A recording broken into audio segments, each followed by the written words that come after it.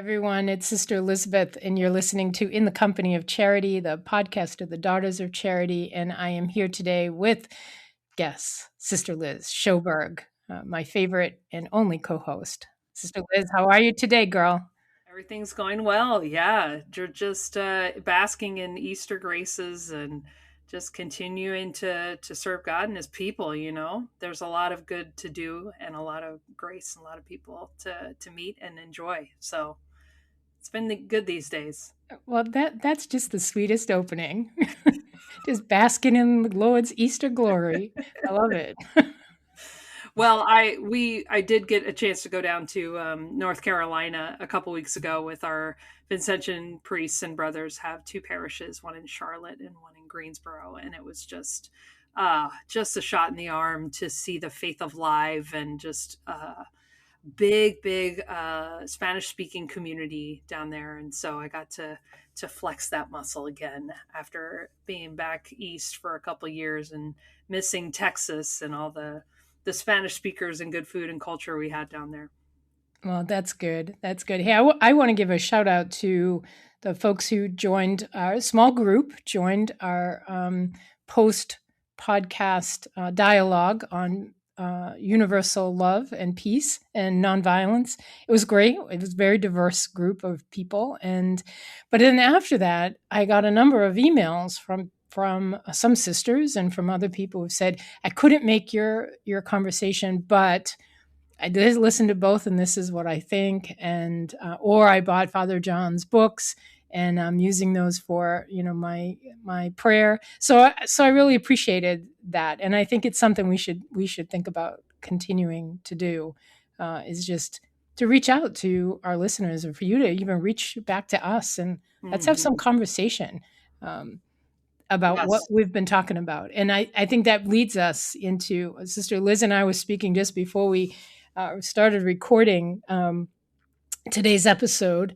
Is a young woman, very on fire with her faith, and her name is Eve Rosemary, and she has a great podcast called The Everyday Saints, and she's going to talk with us about her journey in her young life and where that the Lord has taken her. And I said to her, to Sister Liz, the contrast for me reminds me, I was an old English teacher. I am an old English teacher, I should say.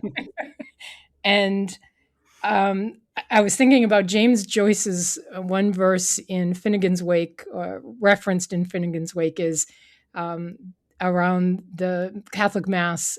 He says, "Here comes everybody," right? In the sense that we can go from 2 episodes in conversation with Father John Deere about nonviolence, and this is from a man who's been in jail and has given his life to some radical Catholic thinking. And move the next episode to a young woman, as I said, who's just on fire with her faith, and where that's leading her in her life in very different ways. And that's what I love about our podcast. We say in the beginning where we want to be people who hear and listen to the whole church, right? Because only when the whole church speaks do we really get the message of Christ. Father John says, don't read the Bible, just read the Gospels, right?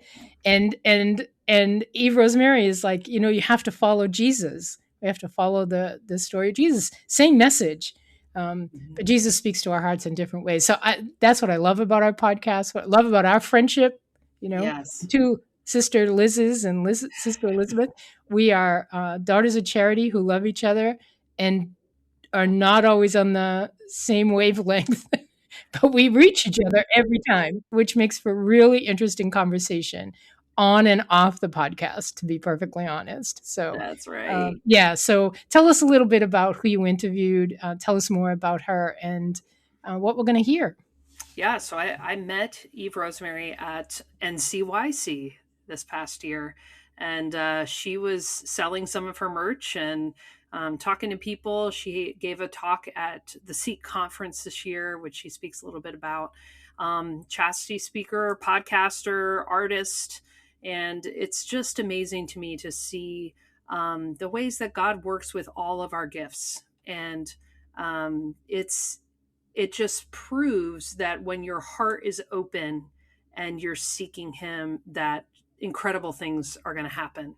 And she designed our new shirt, which has our saints on it. She's got a Dare to be a Saint shirt with some saints, and she was willing and able to do our Vincentian saints. And so if you come on one of our retreats, one of our discernment weekends, come and see Search to Serve, Choice of the Heart. If you come on one of those, you will see the T-shirt that Eve made for us. So it's a real gift to have her on the podcast. Check out her podcast, The Everyday Saint, of course, and all of her merch and everything. It's in the show notes, and it's just a gift to be able to meet another person that's going around to these different events and speaking and talking about the Lord and her story. So we just hope you enjoy it. All right, everyone, have a good listen.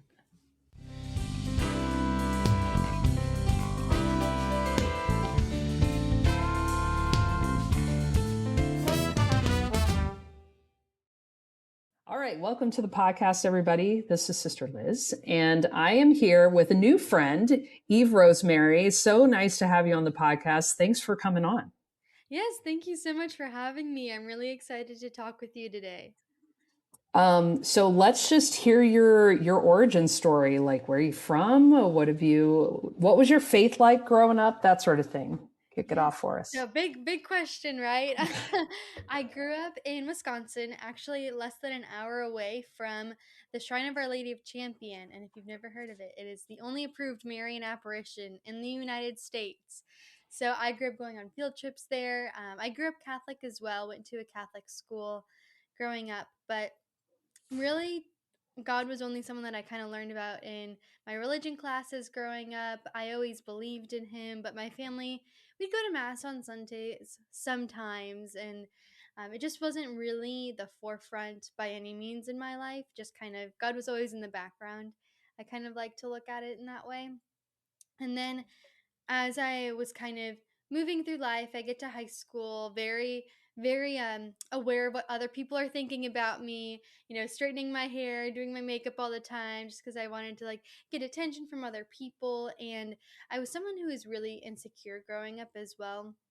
I remember being quite jealous of other people and really always trying to make myself look better to get attention from guys and attention from others. And just noticed this really big void in my life in that way. And then when I got to my sophomore year of high school, I had a really awesome theology teacher. Her name is Miss Westlake. I talk about her all the time. She was just someone that really lived out the faith. Like you walked into her classroom and the world seems brighter, is how I like to think about it. It really does. There's just something about her that I could see her teaching the faith and then also living it out just through her example.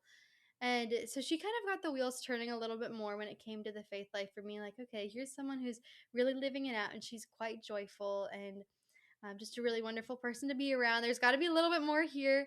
And she's also very intelligent. So, like, the things that we were learning about the faith, I felt like were really challenging me and helping me grow.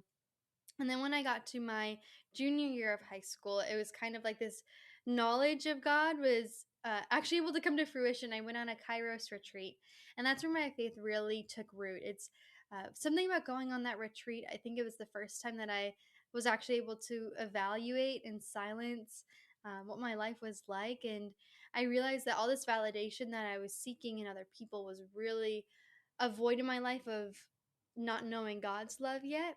And so after that retreat, I was like, okay, this is something really special. Like this love that I was really looking for was in God the whole time, and now I need to take my faith seriously. Like something has to change in my life. And so I started driving myself to mass by myself on Sundays because I knew that was important, and started taking my faith more seriously. I actually started at the time a TikTok account. This is where like the social media aspect of my ministry actually started, was as a junior in high school being like, I have all this knowledge from like however many years of Catholic school, like I should probably share this with other people and share this experience. And I was like such a fresh reconvert. Not that I was ever away from the faith, but just such like a enlightened with the faith, I guess, that I was like, I have to tell everyone about this. So I started a TikTok account talking about my faith, and then eventually that kind of it was it was a good project for me at the time. Kind of as I got through college, it was like that subsided. And for a while, I thought that I wanted to be a theology teacher in high school, like Miss Westlick was to me. I was like, I want to do that for other people. So I ended up going to Benedictine College, where greatness begins. Go Ravens! And Woo! yes, wonderful Catholic college. And while I was there, I was able to volunteer on Benedictine's retreat team. So we'd be able to go and lead retreats, usually for like confirmation retreats. And while I was helping to lead these retreats, I'd often ask the volunteers to give their testimony or to give a talk. And I grew up doing Miss America when I was younger. I did the speech and debate team, so I had speaking opportunities when I was younger. That when they asked like the volunteers to give a testimony, I was like, "Oh, I can do that! Like this is up my alley." Getting up and speaking, and so I did that. And then it was when I was able to take this passion of my faith and the skill set that I had kind of grown up with the speaking opportunities that I had and combine them, I was like, oh, this is something really special here. Like, this, I feel like, is what I was put on earth to do. And so I ended up switching my major to theology and entrepreneurship and then starting the Everyday Saint podcast, which is now the ministry that I'm able to do full time. So it started where I'd interview other Benedictine students about their faith journey, especially as someone. When I was in high school, like even though I went to that Catholic school, I was kind of known as the Jesus girl at my Catholic school, and just didn't see a lot of people my age taking their faith seriously. So I wanted to interview these students that I was studying with. That I was like, wow, they are going to daily mass, they're going to daily adoration, they're really involved in their faith life, and they're my age. Like this is awesome to see, but I knew that not everyone had that experience. So I started interviewing them, asking them to share their faith journey as just your everyday saints, everyday college students.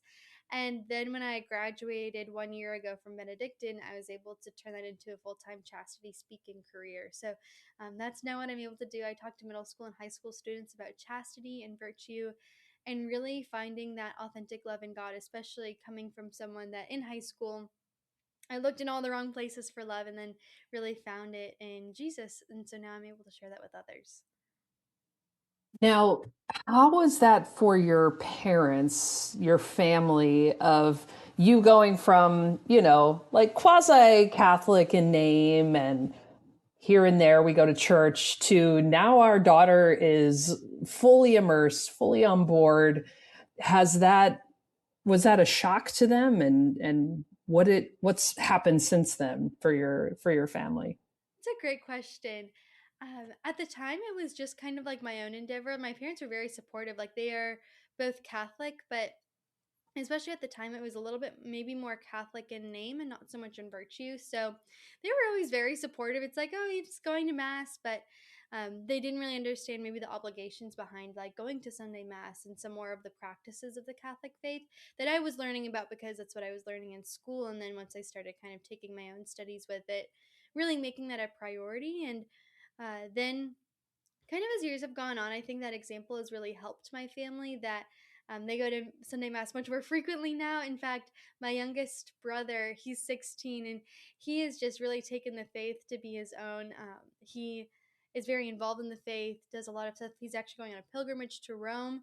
They're doing this discernment pilgrimage, potentially to look into the seminary and things like that. So I think little moments sometimes God sends these little moments not just for us to be reconverted to the faith but also for our families to be brought with us. I mean, that's like Mother Teresa says something about like go home and like love your family. Like that's the way that we can be saints, is like go home and love the people around you. And I think the faith is just like when you start living it out in that way, it can be very contagious. And so I've definitely Mhm. seen my family kind of had this reconversion to the faith as well in many ways. And yeah, my parents are very supportive. They're often coming with me on my travels for chastity speaking. I did a speaking tour this past spring where what I did, I pinpointed shrines all over the country and then trip to those shrines and then reached out to parishes and schools in the areas of those shrines to then speak to their teens about chastity. And I ended up traveling about 20,000 miles in 3 months to these different Catholic shrines. They're all on the Everyday Saint podcast, and did a YouTube video tour with them. It was really amazing. And my family came with me for some of those trips, which is quite special that they were able to come with and see some of these really incredible Catholic places that we have in the United States. So I've definitely seen that little bits and pieces of reversion in my family as well. We're a little partial to the Shrine of Elizabeth Seton in Yes. Emmitsburg, Maryland, and of course the National Shrine, as little East Coaster knowledge there to be able to go to these holy places. My goodness, it's such a powerful experience for people. It is, and there's a lot on the East Coast too. I mean, you have St. Elizabeth Ann Seton, the National Shrine, the St. John Paul II Shrine. There's 3 in Philadelphia. Like, there's a lot more than we think that there is when you start looking at these places, and even in the United States. I'm interested in your take on the Kairos retreat that you experienced. I think when you talk to most young people, those types of retreats can be really high points in their faith life to rejuvenate or to points of conversion. What do you think it is about those experiences, even like we both went to Seek, those sort of retreats, conferences? What do you think it is about those things that really help people to connect with their faith in more powerful ways? I think one of the big things is community and being able to talk through it with other people. Community intentionality too, like they've set aside time to go on an opportunity like this. I think that can be really it's not an obligation that you're going to seek. It's not an obligation that you're going on this retreat. Most of the time, it's like you've chosen to go on it, which I think speaks volumes to like, okay, maybe there's a little bit more openness here. For me, the Kairos retreat, I had thought about going on it, and then I had a friend who was going, so I was like, oh, I guess I'll go too. And I think in my experience, it was the first time that I really just had the opportunity to be in silence and think.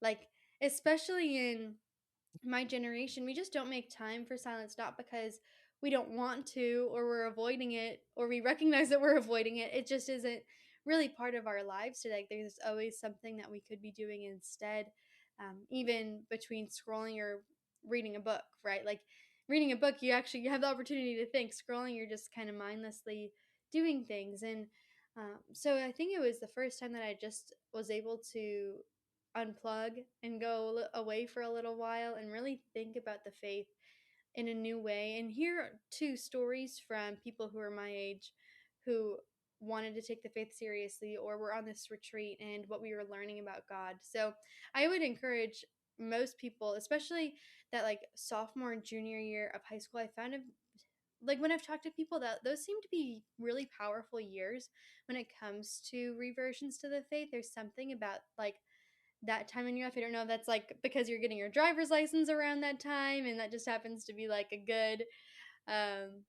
little bit of freedom that you can make more choices for yourself.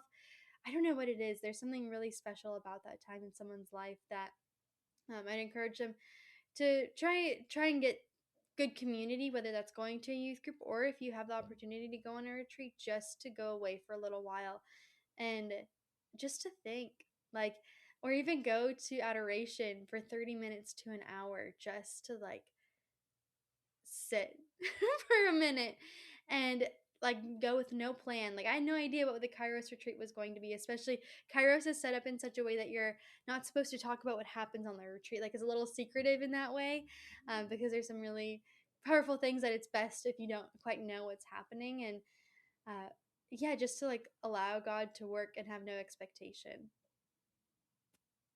It's I think it's an important point that you said about the way our society is now with noise and being just having a constant stream in your ears, like walking around with earbuds, and you know, not bad to be listening to music or listening to podcasts as you do whatever it is you're doing, but it does seem like you could go a whole day without any silence at all.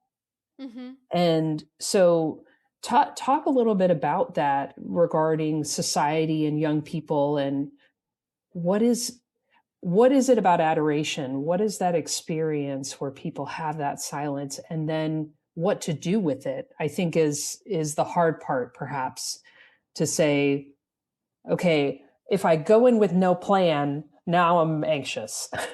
You know, what do you tell people? How do you help people enter into silence who don't know what to do with it?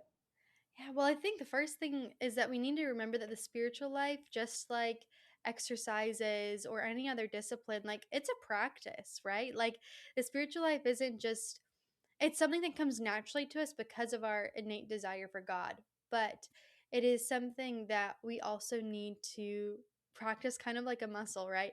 And what I mean by that is like if you go to adoration and you're saying like I'm going to spend an hour in adoration once a week, or you go to Sunday mass and it's like, oh, I'm always so distracted during Sunday mass. And it's like, no wonder we're so distracted during those times because we don't spend time anywhere else in our lives actually being in silence.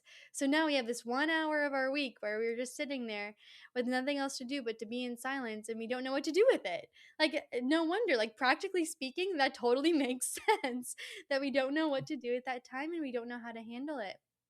And so, my first encouragement would be if you're struggling with distractions or sitting in silence, you have to do it more often. Like, actually go more often. Like, I know that seems counterintuitive. Like, what do you mean? Like, I already don't know what to be thinking about, or I already get so distracted. It's like, no, you have to do it more often. And maybe that's not even like saying that you have to go to adoration more often, but maybe it means more like, oh, you're walking to and from class on campus, on your college campus. Like, maybe don't be listening to music during those times. And then when you actually do have the time for silence, you've already spent some time just like thinking through things in general that maybe aren't as prayerful but need to be thought through. Like, what am I going to have for dinner? Where am I going to, like, what am I going to do with my afternoon? Like, things that we actually are like thinking about and planning that I don't really want to be sitting in adoration or doing my rosary and thinking about what I should be having for dinner. And that happens way more often than I'd like to admit. Because I haven't made time then. That's a signal to me I haven't made enough time for silence outside of that time of adoration. So, one, go more often. Two, one of my favorite spiritual reads or spiritual people to read is Saint Teresa of Avila. And I was literally just reading this morning, but it's something that I learned in one of my college classes actually about the spiritual life, that Saint Teresa of Avila never went to adoration without a book.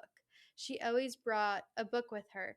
And not to read, like, we don't want to sit there reading Jesus' story. Like, that's not the point of bringing some sort of like spiritual reading or scripture, but it's so that we read until something strikes us. Stop when something is like stuck out to you and really just sit and think about it. I found that to be incredibly helpful when it comes to really learning how to be silent and take that time of adoration for prayer, not just to like get distracted or wonder or get anxious. Is that if I have something spiritually enriching to read and I stop when I find something that I want to reflect on for a little bit, it's like easy contemplation almost, like, in a way, because it's already something that I can sit there and be thinking about. And then it's like, okay, when I've kind of maybe worked through that, then I could read a couple more sentences. Again, you're not sitting there reading a whole chapter, just reading until something strikes you, and then kind of going from there. Excellent advice. I want to make sure we hit some of these parts of your story, because you have a very interesting trajectory, and I'm working on a talk, and I think the working title is going to be "When God Wrecks Your Plans," and so I like it. um, the idea, how did that look for you? Because I don't imagine someone wakes up and grows up and says, I want to be a chastity speaker, or I want to do art for the kingdom, like I want to travel to these different shrines. How did this develop in you, and how did you figure out, like, okay, is this a call from God? Is this something that I'm just following open doors? What was it like for you interiorly when these things started to come across your plate and you said, oh, okay, now I see things are stacking on top of it, from the debate team and the Miss America pageants and stuff like that. What was that like for you? Yeah, sister, this is an awesome question. I'm glad you're asking it. Especially, actually, it's funny. So we were just talking about Seek, and I was able to speak at the Seek in Denver, and my talk was called "Rejection or Redirection: Discerning God's Steadfast Will," which came from a place of me, just graduating 1 year ago from college, and what that looks like. I feel like life after graduation is uh, quite confusing, to be honest with you. And I knew generally what I wanted to do. I had a plan out of college, and um, that plan ended up not quite being the plan that I was ended up doing, and God ended up redirecting me. But the chastity speaking has always been something that's been very consistent. Like, this is what I want to do, and I don't know how else to describe it than, like, I feel the most alive when I'm speaking, and every time I do something with it, it's just like this reassurance, like, this is what I was made to do. Like, there's just something really special about it, and I feel very blessed that I feel so passionate about something that can also be a career, because I think this kind of like passion and mission doesn't always manifest itself by looking like a career. For me, it does. But something that I learned recently from actually reading something with St. John Paul II is that he gives a little bit of advice and discernment. And I feel like this correlates definitely with where I've come with chastity speaking. And what he says is that when you're discerning something, is that there's 4 steps to it, and it's usually the first is that God makes himself known to you. So you become aware of God's presence. And then once you're kind of aware of God's presence, 2, he calls you by name. Um, and when he calls you by name, it's like this, like, oh, like he's calling you to something. And so you know that God exists. And then he calls you by name and you respond. And you're like, okay, I see you, God. I see you're doing something. Like, let's figure this out. And once you've responded more specifically to God in that way, the third step is then God will reveal to you who's most in need of his love. And that's really interesting because that looks different to every single person. He's going to highlight specific people, usually based probably on your story or things that you've overcome yourself, of those who are most in need of God's love. And for some people, that looks like a deep love for the homeless, or a deep love for high school students if you want to go and be a teacher. Like, I think God really reveals that, to look for God, and then look for the people who are in need of his love and who really resonate with you. And then his fourth step for discernment is to always turn back to him for reassurance, because surely there will be doubts and frustrations along the way. But you can always turn back to that calling that God placed this passion on your heart for a reason. And when we are living in a state of grace and in a state of wanting to say yes to God, like, he will make all things good. Um, Sometimes I'll have people ask me, like, oh, what's your advice for being a speaker? Or, like, how do you get into this? And it's always that, like, the first thing to do is, like, pray. As, like, silly as that sounds, right? Like, it's like, oh great, here you go again. Like, everyone gives that advice to go pray, but truly, if I am not spending time in prayer, like, I shouldn't be stepping on the stage at all. Like, I would be doing people wrong by not doing that. So that your spiritual life needs to be upheld and upkept for you to really recognize that call from God, how to love other people better, and really what that looks like practically for you. And I feel like when I have done my speaking career and grown more into this, it is kind of just like one door opening after another, and trying to pay attention to those moments and relying on God when things are difficult. And every time that I've come back to chastity speaking, it's like there's just something really special about it to me, that when God calls you, you can't say no. Mm-hmm.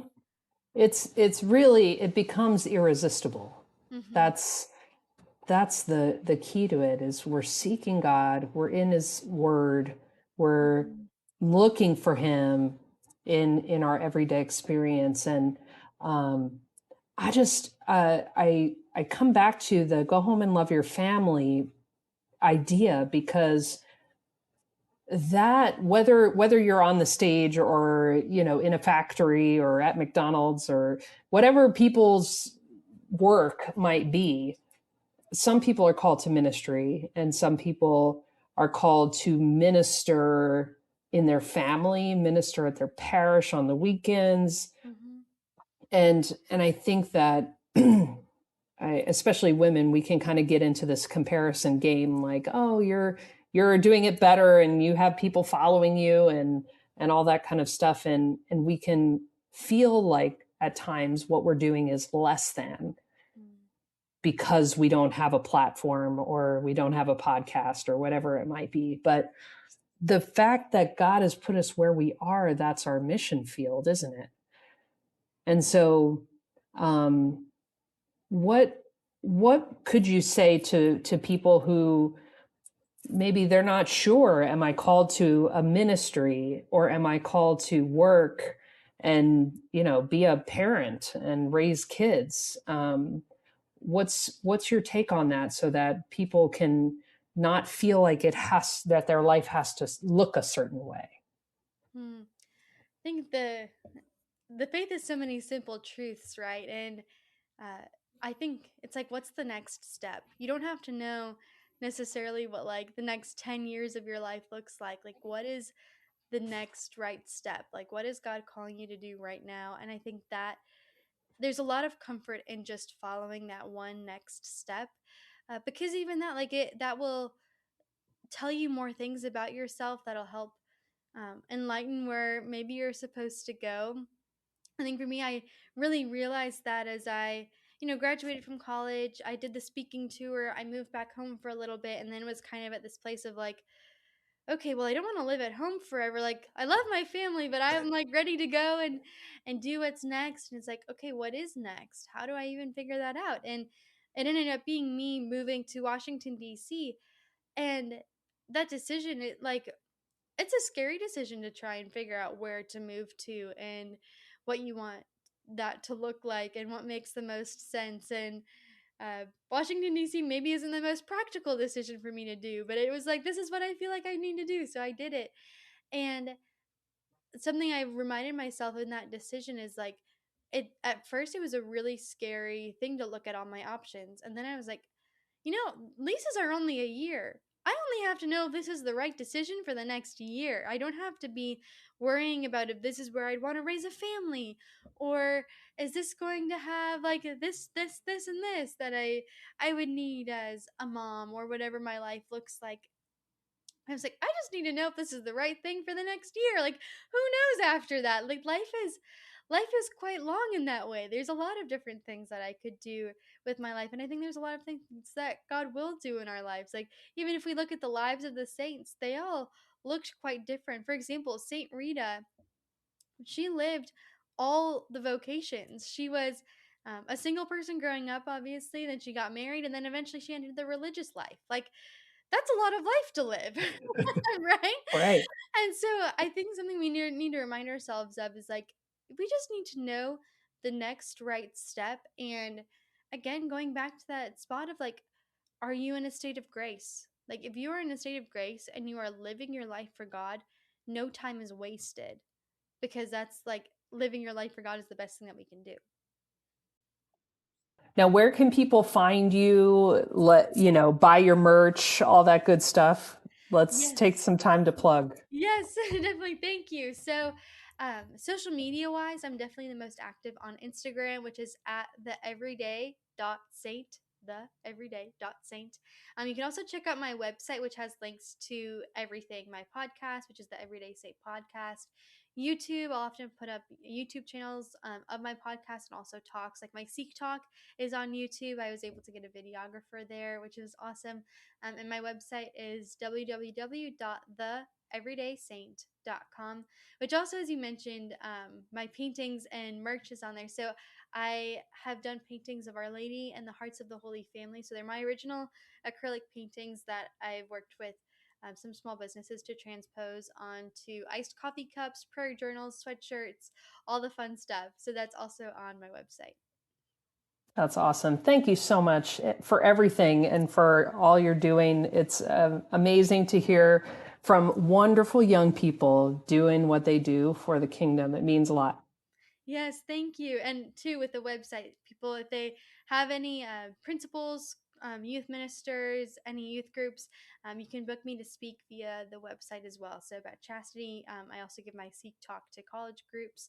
So I forgot to plug that earlier. So if you want to inquire about me coming in, being able to speak to a teen group near you, that is also on the website. That's awesome. You're the best. Thanks so much.